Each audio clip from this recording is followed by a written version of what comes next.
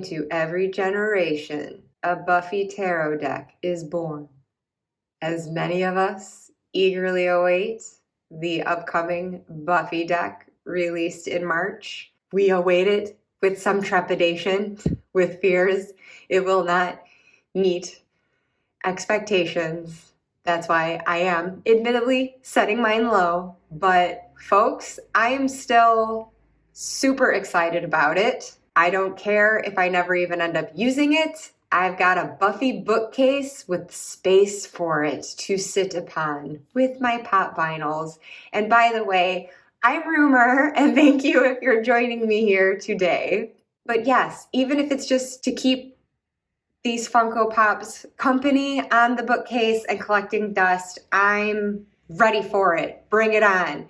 In the meantime, what I have here are reproductions of the tarot cards that feature during a spell that Willow conducts at the end of Buffy season 4. The one that draws from all of the Scooby gang's strengths that they possess individually to combine it all into Buffy so that she can defeat the big bad of that season. And I will link below, by the way, where I found these. Hopefully they're still sold. But those of you who have watched Buffy, know the episode that I'm referencing, know that these were meant to respectively represent Giles as Sophus for his intellect, Buffy as Manus for her physical strength, Xander as Animus for the heart that he brings to the fight, and Willow as Spiritus with her magical contributions. So what I thought I would do today, just as all part of the excitement of this new Inside Editions Buffy deck to reach our greedy little hands, I thought I would start an absolutely nerdy tag, Scooby decks, in which I have selected a deck to represent each member of the Scooby gang, much like each of these cards represents one of them. And for my purposes, I've expanded the Scoobies from this original 4 to also encompass the significant others that come into it. I might do a follow-up video with big bads as well. So we'll see how this goes, but I honestly am feeling a little sheepish just at the outset. I think I'm doing this more so in the hope that someone else will do it too and come up with better deck selections than I do, because I had the idea and I got really excited about it, and then I realized, well, this is hard. This is really hard. And I'm limited in the deck collection that I have. So I actually don't know that I've got, the best decks for each of these characters. So I'm kind of hoping that some of you will follow along here who might have more appropriate choices, but it's just all in the spirit of fun. And I will give my rationalizations for what I did end up choosing here. Some of them admittedly coming at a stretch, but whatever. It's just for pure play. And I hope that you will play along with me too. So without further ado, let's get into the decks. Okay, so let us begin with our dear watcher, our scholar, Rupert Giles. As our bookish librarian who has a vast collection of tomes studying the demons and vampires from antiquity to present, my first thought was Giles would go for Terra Volatile. Aesthetically, this is Giles to me. Very traditional, very old school, very Watcher's Council. And there is also a lot to learn from this deck. There's a lot of esoteric tradition to be had if you really want to dive into it properly. I believe a print guidebook is going to be coming out soon. As of now, it's just available online. And going to the computer to do his research, that's more Jenny Calendar than Giles, you know? Like, that's more techno-pagan stuff. To go to the internet for this information. So while aesthetically this deck seems to suit Giles, what I ultimately have landed on is Benabel Wen's Spirit Keeper's Tarot. Because as of now, as of the filming of this video, there is a guidebook in print for this. And not just any guidebook, but a big, old, hefty, ornate, antiquated looking, paperback. Giles maybe wouldn't love that. He would like more of a burnished leather with gilded edging perhaps to the pages. But come on, Giles. You know you'd be all over this, Rupert. For all the background information that Benabel provides here. And right now Spike is just rolling his eyes at it. He's not having it, but yeah. In this deck, Benabel explores the vast terrain of also esoteric mysteries. She brings in Rider-Waite-Smith, the Thoth, I Ching, and other references across cultures, mythologies, religions. There is such a mashup going on in this deck. Honestly, my head literally feels full after I've read the passages for the applicable cards that I've pulled as a way of getting to know better what is going on in all the symbology here. And I'm not gonna lie, my head kind of hurts a little bit at the end of it. I am not an absolute moron. I truly am not. It's just a lot of information to take in. It's a lot being synthesized. It's just extraordinary to me. Like, Benabel's mind is vast. And her understanding to be able to take all of these different influences and blend them in the way that she has. You get like a card description for each one, which gets into what exactly is showing up individually, and then also a corresponding meaning.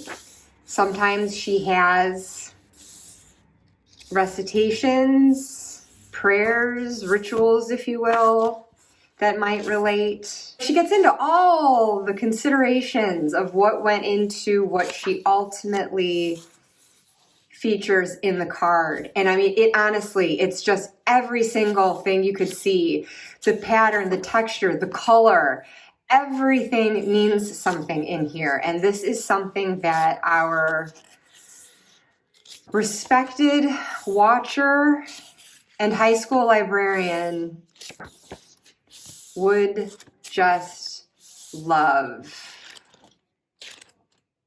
And appropriately enough, I've got my bookmark in here. Quoting Giles, "Don't speak Latin in front of the books." Got that, Xander? No more setting them on fire. So that is my Giles deck. And now for our Slayer herself, Buffy Summers. Cute, blonde, former cheerleader before she was identified by her watcher as the next Slayer chosen of her generation. And her world entirely changes from there. And with Buffy, I wasn't sure if I was going to be able to find a suitable deck for her. She very much still retains her light and bubbly and bubblegum chewing self, but she's also incredibly intelligent, and strategic. She's a leader. She is tough. She is strong. She is no one's fool, that's for sure. And so while it was tempting to try to find kind of a light and airy deck just to represent her sunny Californian self, I have landed on the Yaus, and this is the 6th edition.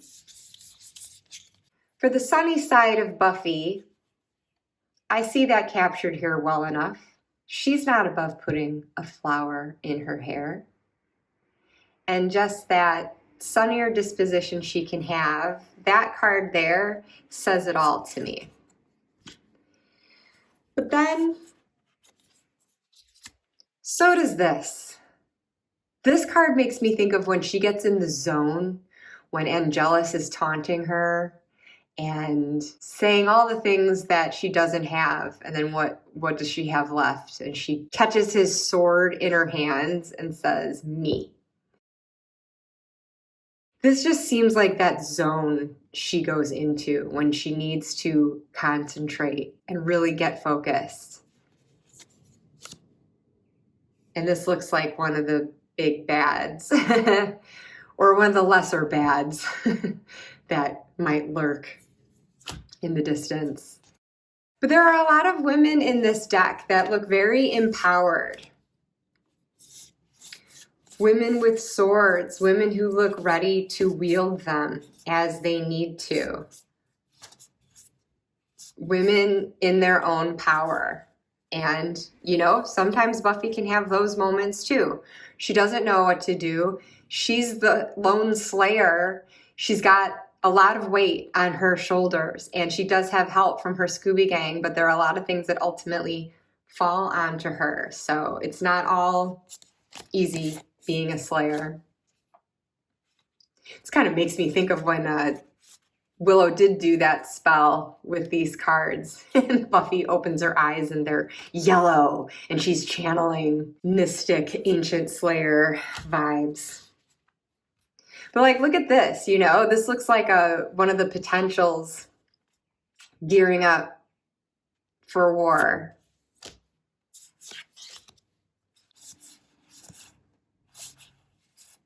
The knights make me think of the ones she had to fight in season 5. But you know, we've seen Buffy have these moments. And I apologize for all the spoilers that I'm going to be bringing up here. This card too. This is like the ultimate patrolling card when she's waiting in the cemeteries for the next vampire to rise. Also, when she had to dig herself out of her own grave. And sometimes when I see the women in these older outfits, it makes me think of the season 2 Halloween when she wanted to dress like a woman of yore to be more attractive to Angel, thinking that those were the kind of women he preferred from his time back in the day. And that ends up not working out in her favor. So it's neat seeing the women in that kind of period costuming in this deck looking a lot tougher. More like when Ethan Rayne's spell is broken and Buffy gets her memory and identity and power back. So yes, Yaus, my 6th version here, representing the Slayer. Next up, let's go with Animus. Xander Harris, our loyal friend, doesn't quite have the intellect and education of Giles, does not have the superhuman strength of Buffy, does not have the magical abilities or even computer skills of Willow. But he contributes in his own way, and he kind of bumbles his way through as he does so. He's our Zeppo. He's our support guy, but still always proving himself to be vital to the fight. Buffy truly cannot do it on her own. Some things she can, but she would never last as long as she does without the help of her friends, even someone as ordinary as Xander Harris. And Xander is a bit of a bumbler. He's very witty. He brings a good sense of comic relief to the table. He also has a lot to learn, though. I mean, there's a lot of like immaturity and not great sides to Xander that we encounter, especially in the earlier years. But then as he grows and he comes more into his own, finds more direction for his life and realizes the talent and skills that he really can bring to the table, it gives him a confidence and a wonderful maturity. And no matter what, even when he's at his worst, he is a fiercely loyal friend. I am not going to lie, though. I struggled finding a deck for Xander, and I'm still not entirely satisfied with this choice. I really don't know what else to choose. From my actual collection, I don't have anything that captures his same wit. Like, I have some decks that I consider like cheeky and funny, but not in the way that he is. They still carry a very different vibe than Xander. And so I'm not going to say that this is like a witty deck. I do think it's a clever one, though, so I hope that counts for something. But I don't know how I'm going to put this into words, guys. I really don't. I've selected the Ink Witch Tarot. And I am predominantly using tarot. I might, in a pinch, be bringing in Oracle, but that's only when I really couldn't find something tarot. Well, ooh, look at this.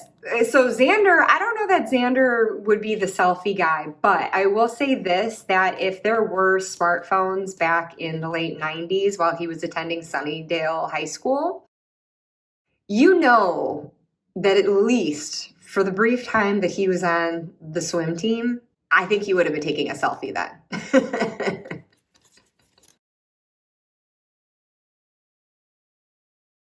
But, well, this makes me think of the Xander with his army skills that he gets as a result of that Halloween spell gone awry well, actually, no, it didn't go awry. It was doing exactly what it was supposed to do by turning everyone into their costumes. And so when he was dressed as a soldier, he got his army training.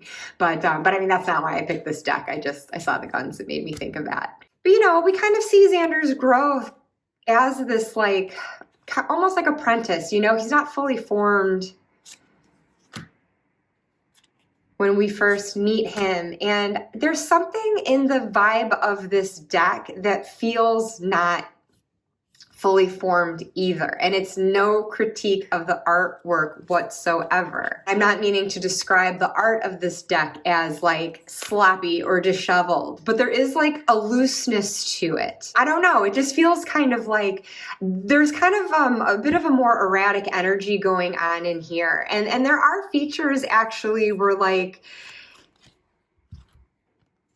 just looking at the card production itself, borders being different widths. Some of the cards having a bit of a creamier tone than others in that border. Some of the titles having periods, whereas others don't. And I mean, that is consistently done, to be fair. It's just the major arcana and court cards that seem to have the period. But still, it kind of begs the question, why? Why do any have to have that? So there's something in like the actual production quality of this deck, even though I love the card stock and I love the artwork. I really do love everything about this deck. But there are certain things like that, and look, the different font sizes, that almost put me off of it initially before I bought it. Once I had it in my hands, I loved it immediately. But when I was looking at it online, I just sort of noticed these things. And some of the images too just seem like, I don't know, maybe they could be cropped differently. And of course, now that I'm thinking of it, I'm not going to find it. Oh, this one in particular, this wand, it's the Ace of Wands. So I would expect that if this wand is going to have this cool star at the end of it, as the ace with emphasis on that, that you would see that full star. But for some reason, it's cropped off. And look how narrow this border is, you know, compared to this. And the words are just barely making it on. So like I look at a card like this and I'm just like, is that too zoomed in? Was that a cropping mishap or was this purely intentional? I honestly have no idea. And again, I'm not meaning to diss this deck in any way. I do not care about these things. But I think that there's something to that just kind of does give it a bit of a disheveled, loosey-goosey quality that just makes me think like, I don't know, this is how a dude like Xander would make a deck, you know? He wouldn't be getting into the absolute precision of it. He would just be kind of doing it and, you know, slapping it together. And so I think it's like that more the energy of it than anything. That just kind of makes me think, Xander, there's something really like casual and playful about it. Like it doesn't take itself too seriously. But then that being said, there are some cards here that have like some good social messages and but then you get these darling animals. And I mean, that's a playfulness that Xander definitely has. And then there's this like mix of like mythologies and fantasy that comes into it. You know, we've got Odin, we've got dragons, we've got mermaids, and some Arthurian legend. I'm pretty sure this is referring to a folk tale as well. We've got fairies. So there is like this whole fantastical, supernatural world represented that Xander does live within. And then there are other things that do just look like more of the mundane. This makes me think of the Magic Box shop for obvious reasons. But then you get things that are like in the contemporary mundane world too. And like that's Xander. He's this ordinary dude living an extraordinary life. So this was kind of the best that I could do. And I was looking at that page before where it just looked like a younger boy, maybe pre-adolescent, early teens, just sort of learning magic and everything. And then I see this as like the more fully formed young man that Xander becomes, where he comes more into his own and takes on more responsibility and is a bit more serious. So again, this was kind of the best I could come up with for Xander. The last member of the original Scooby gang, Spiritus, as represented by Willow Rosenberg. Now, Willow, I have to bring in a couple of different things because I did just struggle with her so much.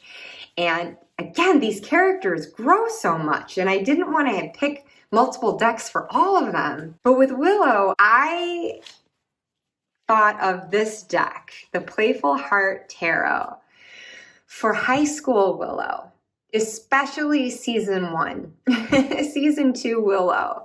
I mean, she would wear an outfit with this pattern on it. Yeah, Willow has a very colorful, very childlike wardrobe some of the time. And just in her sweet little demeanor, she's very sweet. And no one ever wants to see Willow cry. It just makes you want to rip your heart out at the sight of it. So there is this just very like innocent, childlike quality to Willow that she brings. And it is something that she holds on to all the way through the series, even as she grows and matures and finds her own darkness, shall we say. There's still this like plucky little innocent childlike Willow within too. And she just kind of does her own thing with her fashion. And this deck is so fun and cute and colorful, but you also get the sadder sides of life too.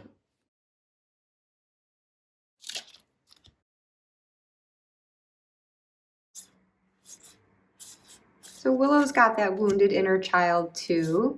She's very neglected by her parents. She's bullied at school by the likes of Cordelia and Harmony in the earlier days. So that's where her teaming up with Buffy is such a lovely thing because, again, like Xander, she finds her confidence and comes into her own. And I guess I could just leave it at that, couldn't I? But no, I had to also grab something just to be completely overly on the nose and not clever at all.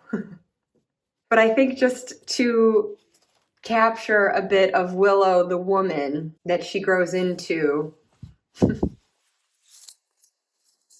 Again, way too on the nose. Forgive me. But I've got my Seasons of the Witch oracles here, the Samhain and Yule and Beltane.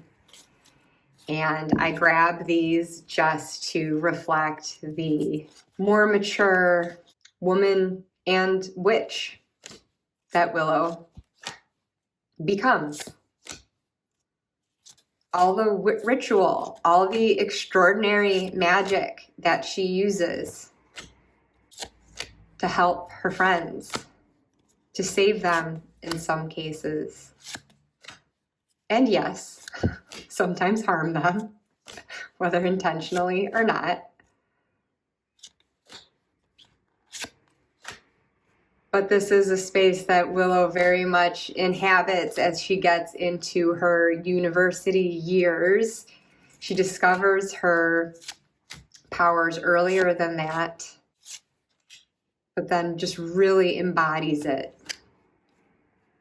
And she would not love this. We all know Willow was very critical of witch stereotypes until that one adorable little girl showed up at the magic box on Halloween. The one who is literally listed as Witchy Poo in the credits. Ooh!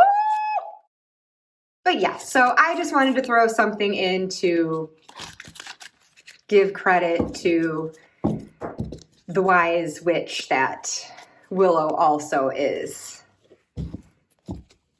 And not just leave her looking like she's just childish and all innocent. I mean, we definitely see the instances where her innocence is lost, and it's extraordinary that in the face of that, she's able to hold on to what she does and still be such a sweet little light by the end. Not little, though. Formidable. So that concludes the original Scooby Gang of 4. Let's get into some significant others that also joined forces with the Scoobies. Another very, very difficult one, Cordelia Chase. Now, Cordelia, I mean, you could pick completely different decks for her season by season, and especially for Buffy Cordelia versus Angel Cordelia. And I thought of decks that could relate to her directness, her like brutal, cutting to the point honesty at times. Sometimes it was mean, but sometimes it was insightful and wise and necessary to kind of keep the Scoobies in check and put them into place. And so, you know, I explored decks that can convey that too, but ultimately what I fell on, because I didn't really feel like I had anything that well enough conveyed her sass and that directness, I landed on the Tarot of Haunted House with this main character being our Cordelia Chase. This woman is called Raven, and she's just going to be our charisma carpenter for right now. I did deliberately pluck this strength card out to kick off because that's Cordelia Chase. That is her strength. That is her sass if she needs it. I mean, she doesn't suffer any fools. And so that really embodies what she's got going for her. And maybe her looking in the mirror here too, even though it's not the meaning of the tarot card, could represent some of the vanity that she does admittedly have in her earlier years. You know, she's very fashionable. She's very concerned about what others think of her when she's quote unquote popular at Sunnydale High School and is kind of the bully. But then the more she gets brought into the fold of the Scoobies as she's dating Xander and helping out with everything, she's put in some really extraordinary situations, just like Xander, and like thrust into the darkness of this supernatural world. And this card kind of makes me think like, I'm getting Slayer Fest 98 vibes from this. What about you guys? in her homecoming dress and venturing out into the night. So I just see this as Cordelia facing all the dangers and threats and supernatural scariness that being a part of Buffy and then Angel's world entails. And she really discovers what she's made of in the process. And she can run scared at the beginning, but then there's a time where she stops and she finds her inner fortitude and faces up and becomes a force to reckon with on her own. And yeah, it's really great watching her grow up too. I mean, that is really one of the great aspects of the show, right? If you've seen it, it's just seeing these characters come into their own. Where she's more than just a pretty face in a nice outfit. Cordelia too has a kindness and a compassion and a fighting spirit. She's awesome. And goes a long way. So this is not a sassy deck. I don't feel like it captures that kind of side of her, admittedly, but for the reasons I've explained. Look, here we have actual vampire slayage happening. This could be Angel. Angel doesn't literally have wings, but you know, her dark, broody friend. And there's Dennis. If we do want to hop over to the Angel show, bonus points if you get my reference. Yay! So yes, this is a deck filled with angels and demons and witches and here's a nod to Willow too, the Witches of the Pentacle suit. There are vampires in here too, I believe. But anyway, so continuing with the Scooby significant others. Xander dated Cordelia, and Willow's first significant other was Oz, whom I have chosen to depict with the Urban Tarot. Pretty much because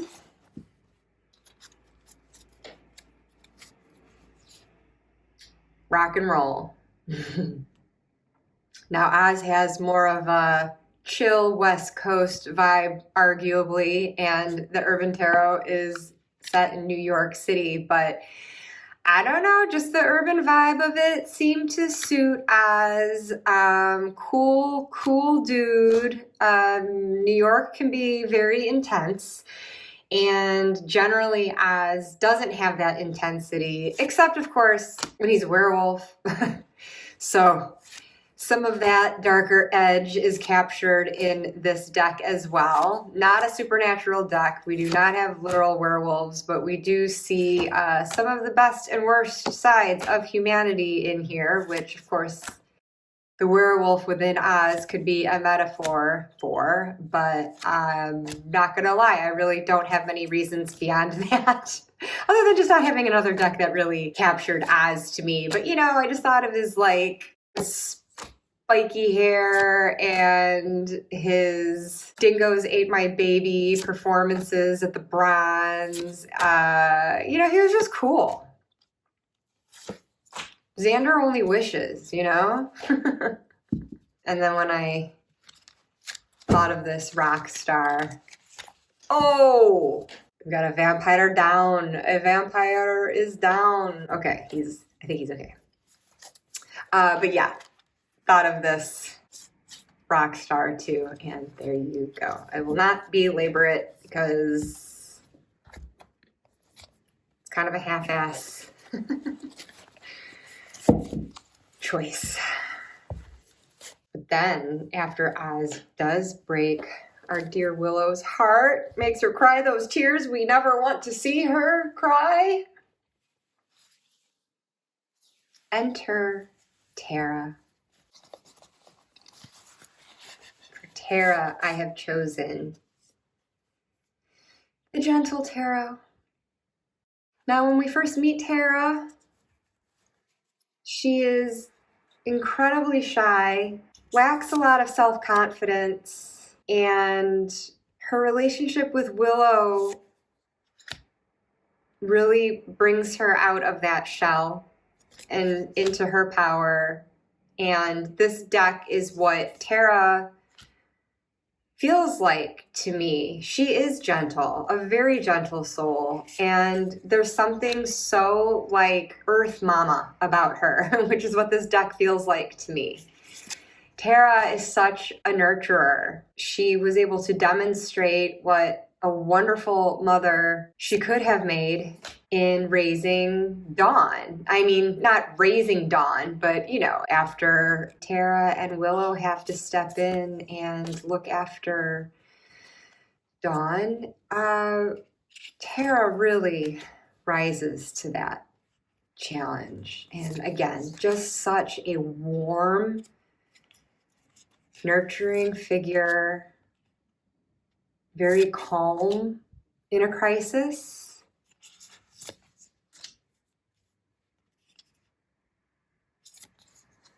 And loving and magical, and just gives me all the feels I get from this wonderful, wonderful deck. So that is the Gentle Tarot for Tara. And then there's Xander's next significant other, Anya. Former vengeance demon. I could have gone with something kind of dark to reflect that aspect of her life. She's also just a very quirky, very literal individual, which made me think Anya is not a tarot deck. Anya is more like a Lenormand deck. Anya is very direct and to the point and not mincing words, and there's really no like touchy-feely, fuzzy gray area when it comes to her. And she also brings a sass in a different way from Cordelia, though. I think some of it comes about just very unwittingly. She just shoots from the hip and is who she is. And I didn't have a deck that like adequately conveyed that about her, at least not where Tarot went. And even Lenormand wouldn't be enough to capture like her real personality. And so I decided, well, how about an oracle deck if I don't feel that she's tarot and if Lenormand's not quite doing a job. So I've decided on postcards from the liminal space. Now this is an original edition of this deck. I believe it is sold under a different name now, which if I can figure that out, I will share it here. But I do think that this is available again, just called something else, and there might be changes to the cards also. I have no idea. I mean, I have this version of it, and that's all I've got for you. But I was looking through and thought, well, this captures Anya's great love of money very well. She's quite the entrepreneurial capitalist in her human incarnation in this day and age. So yes, I settled on this because I find this deck to be a rather direct and blunt one. It is not sugar-coated in sweetness like some Oracle decks can be, but it's got more personality than a Lenormand type deck would have. And I love all the references to magic, being that Anya helped run the Magic Box Magic Shop. But there's a little bit of sass in this deck. It's a very cheeky deck, and yeah, I just feel like this captures Anya's quirkiness pretty well. And the simplicity of the black and white is very much how Anya is. She can be quite black and white. Again, she's not going to mince words with you. She's going to tell it like it is, whether it's tactful or not. She's not going to coddle. She doesn't tend to do a lot in the way of comforting, but she is still a good friend. She's definitely there, and she certainly has emotions and compassion. But she's like Cordelia in the respect of calling people out. She's not going to play nice just for the sake of avoiding confrontation. She'll just say it. She'll just say it how it is. So this deck is a very fun one. You wished for this. That sounds like something Anya would say. Like, well, that's what you wanted, isn't it? So then when it doesn't work out, she's not going to be totally inclined, perhaps, to feel bad for you. But she is also capable of saying nice things. Ooh, the dark night of the soul. It's not about you. Anya would be one of the first people to tell you that. So anyways, yes. In the spirit of Anya, again, almost ran with a Lenormand deck, but Anya deserved a bit more personality than that. And so I went with this postcards from the liminal space, and whatever it might be available as now, I will try to link that below. All right, I will admit Dawn was an afterthought for me. I did almost forget about her, not only in selecting a deck for her, but in showing her in this video. So that's why when I thought of her, as I saw her deck sitting in the wings, I just wanted to get the rest of the significant others out of the way. But of course, another later addition to the Scooby gang, like season 5 later, is Buffy's little sister, Dawn. So for her, I have chosen the most annoying deck that I could find in my collection. No. I just know that any Buffy fans listening out there, there must be Dawn despisers among you. She is very, very divisive. I have to say, I will just admit it, I'm Team Dawn. I think that she really grows up, and I don't blame her for the times that she is acting royally immature. I mean, I know you've probably heard all the arguments before, but part of it was just the writing. She was written to be a younger character than the actress actually was, and oh, Giles is so sick of hearing it. Look at that. But truly, I mean, if you were a mystical key turned into a teenager, and then when you lose your cool mystical power, and then you're just a regular teenager, and you really don't know where you fit in anymore, you're at that age, and you're dealing with that sort of loss of purpose, and she loses her mom, and her sister is the Slayer. I mean, you gotta kind of cut a girl a break. She's been through a lot. But this is another pouch where I've got pouch pals. So Tarot of the Divine is my Dawn deck. Sort of in the vein of the Playful Heart Tarot for Willow. Just something that feels relatively young and youthful, but it does also embody a maturity. So this one, I mean, just aesthetically, just at face value, it looks very cartoony. And that is very Dawn. I think there's even a scene where you see her watching morning cartoons. And she does have that very youthful spirit. She's not a girl, not yet a woman kind of thing. And so this just kind of takes me back to the very, very early days where Dawn was so Dear Diary and probably did love fairy tales and imagined herself as a princess within them. But then with this deck, I mean, these tales are not all fuzzy and light. There's some darker things that happen within it, and I think that that fairly captures the very real and present danger in Dawn's world too, by virtue of her own origin and being related to the Slayer. She can't like really escape that. So while the images at a glance all look kind of like happy and cute, look, not all happy. And I think Dawn's own origin story is almost like a folk tale, you know, like once upon a time there was a mystical key that could open doors to other dimensions, and one day an angry, spiteful goddess, blah, blah, blah, blah, blah. But anyways, so I feel like we're on the surface, we see this sort of youthful, childish thing. The emotions are real. Dawn's angst is real.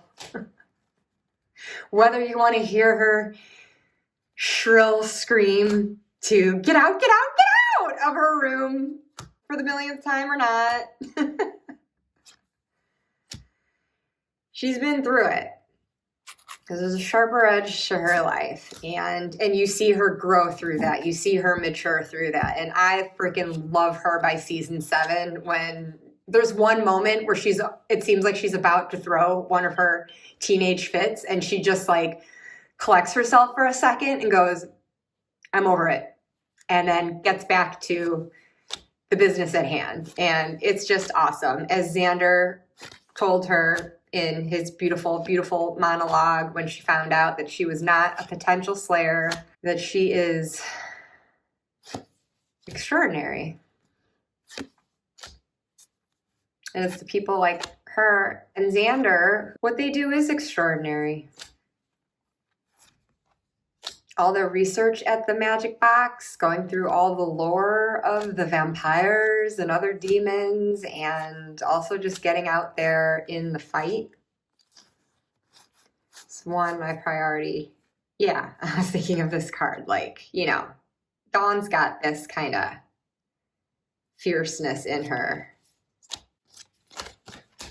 All right, so that's my Dawn deck, for better or worse. And what I thought it's kind of funny is that bunking up with this deck in this pouch is my legendary ladies goddess deck, which I won't show right now, but fitting that a goddess deck would be in there when Dawn's biggest arch nemesis in her first season on the show is a goddess. That actually made me think I will need to follow up with big bad decks after I do this video. But before I conclude this video, we've covered the core Scoobies, got the little sister in. There are more allies they have had, of course, that perhaps could be included, but lest we forget the vampires. So for Angel, I pulled this one out of purgatory just for him. I knew for Angel, it just takes something a little dark, a little down. I don't get a huge sense of redemption from this deck specifically, but tarot is certainly something that you can use if you are living with any sort of deep remorse and looking to redeem yourself and do some soul searching with these cards. You could do that with any deck, of course, but Many of mine would be too bright, I think, for Angel's downcast eyes. So I am giving him the darkness of light. Still doesn't seem dark enough to match his inner torment. But here we go. And there is hope for him. There is some semblance of light. So that's my angel deck. And now, mind you, I said angel, not Angelus. We gotta save Angelus for the big bads. Last, but certainly not least, everyone. Oh, no. We are ending on my man, none other than William the Bloody, Captain Peroxide. Hey-o, Spike. Arrgh. For him, the Labanco Tarot, a recent acquisition, which I've chosen. One, because it does have its darker background. I felt like, you know, it's gotta be black for Spike's black trench coat. Or rather, what is that called? A duster? His leather duster. But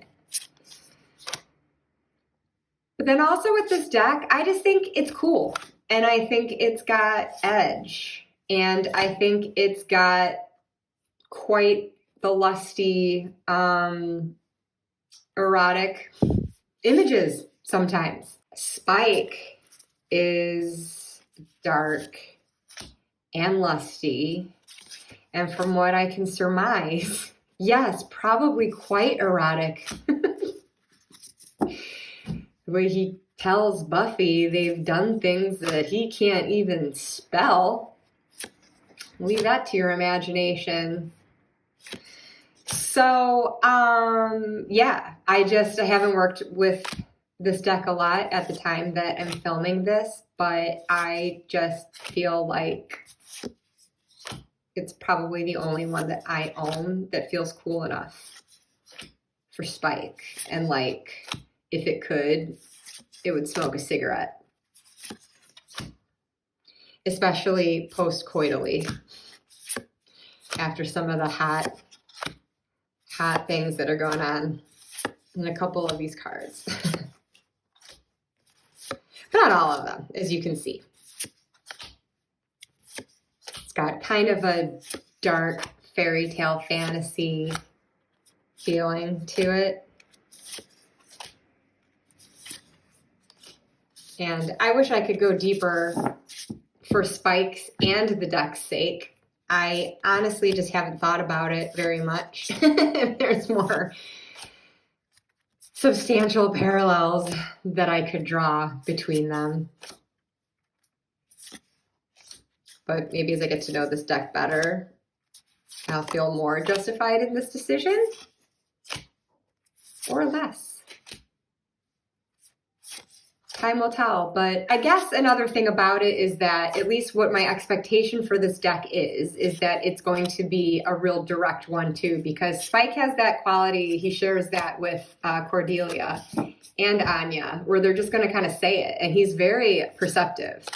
For as much as the Scoobies want to roll their eyes at him or mistrust him, he's usually the one that kind of, you know, comes out of the shadows with a brilliant observation and perspective. I feel like this deck also has soul, and I feel like there's a real journey you could go on with it.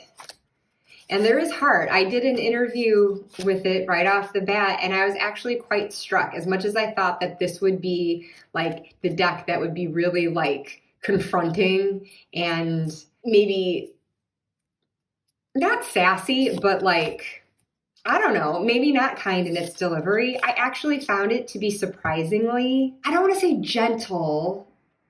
It didn't have a soft touch, but I guess it was a softer touch than I was expecting from it. And I really liked that. And it did indicate to me that it could go to emotional depths. And so, I don't know, there was something a bit more like consoling about it than I was expecting. And so in that way, it's very like, you know, that porch scene when Spike just patting Buffy on the shoulder, trying to comfort her, and she actually lets him when she's upset about her mother. So the Labanco Tarot. But here we have it, folks. These Scooby decks that I have selected just for fun, just to play around ahead of the release of the long-awaited Buffy tarot deck. I am very excited for this. If you are too, let me know. If you've seen some of the previews of it and are feeling a little disappointed, I mean, obviously share those opinions too. And I am actually most excited if you will share your thoughts on your Scooby decks. Whoever you would want to include in that. You didn't have to do all the ones that I did. You could just keep it to the core, add or omit as you see fit, whatever you like. But if you were to do a video response to this, that would be absolutely awesome. It's not easy, I'll be the first to admit it, but it was at least a fun exercise to do. And it makes me really wish that I had decks that would fit each of these personalities better, because I love them. I love the Scoobies, and I would like to surround myself with their energies in my decks too. So any suggestions that you have would be most welcome. And I'm going to do a quicker follow-up video with the big bads, I think. So stay tuned for that. And in the meantime, go Sunnydale Razorbacks! Woo! Bye.